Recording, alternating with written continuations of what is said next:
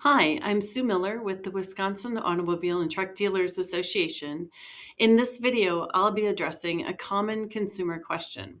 I wasn't told about damage when I purchased my vehicle, but now a Carfax report shows it was involved in an accident.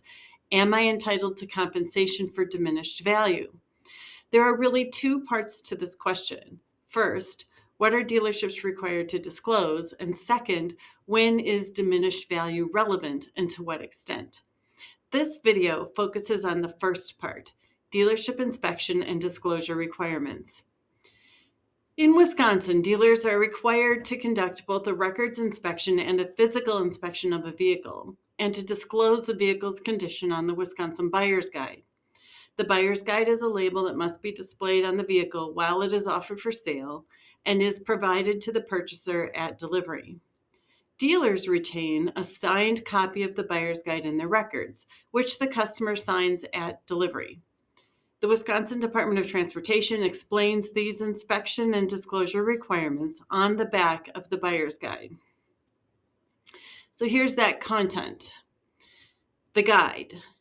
Dealerships complete the Wisconsin Buyer's Guide to report the existing condition of the used vehicle. Information on the guide is based on what the dealership can find using reasonable care. The guide cannot tell you everything you need to know. Test drive the vehicle. Have your own expert check the vehicle if the dealership allows. The reasonable care standard. Dealerships are required to test drive the vehicle and to inspect the interior and exterior of the vehicle, including under the hood and under the vehicle. They are not required to take the vehicle apart, accept brakes, or run tests unless necessary to diagnose apparent symptoms. Dealerships are required to report information they get from the manufacturer and auction notices, prior owner documents and disclosures, and their own vehicle inspection and repair records.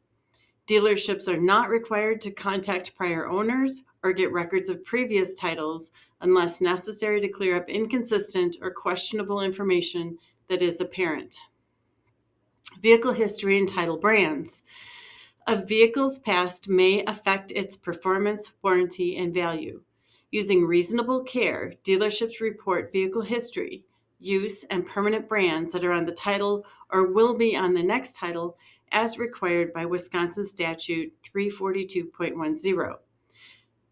So the guide continues with guidance for the purchaser regarding title and contracts, and then it continues with information about the dealer's obligations to remedy undisclosed problems. Here's that content. Obligation to remedy undisclosed problems. The disclosures on this guide are not a warranty. However, it is an unfair practice for a dealership to refuse to remedy any problem that should have been disclosed on the guide if the problem existed at the time of sale, could have been found using reasonable care, was not disclosed, and is reported to the dealer when discovered, and the vehicle is made available to the dealership. So where does Carfax fit into all of this? If a dealership met the reasonable care standard when inspecting and disclosing the vehicle, the Wisconsin DMV would not hold the dealership responsible for damage information that appears on a Carfax report after the sale. However, to be clear, if the dealership ran a Carfax report prior to the sale, knew the vehicle had been damaged, and failed to disclose that information, then the dealership did not meet the reasonable care standard. If a dealership ran a Carfax at the time of sale and the report did not show any damage, the dealership cannot disclose information it did not know. It is also important to note that dealerships are not required to run Carfax reports or any vehicle history reports on vehicles they offer for sale. Many dealerships choose to do so, but it's not a legal requirement. Thank you for watching this video. If you have any questions or ideas for a short video topic, please feel free to contact me at 608-251-8024 or by email at smiller@watda.org.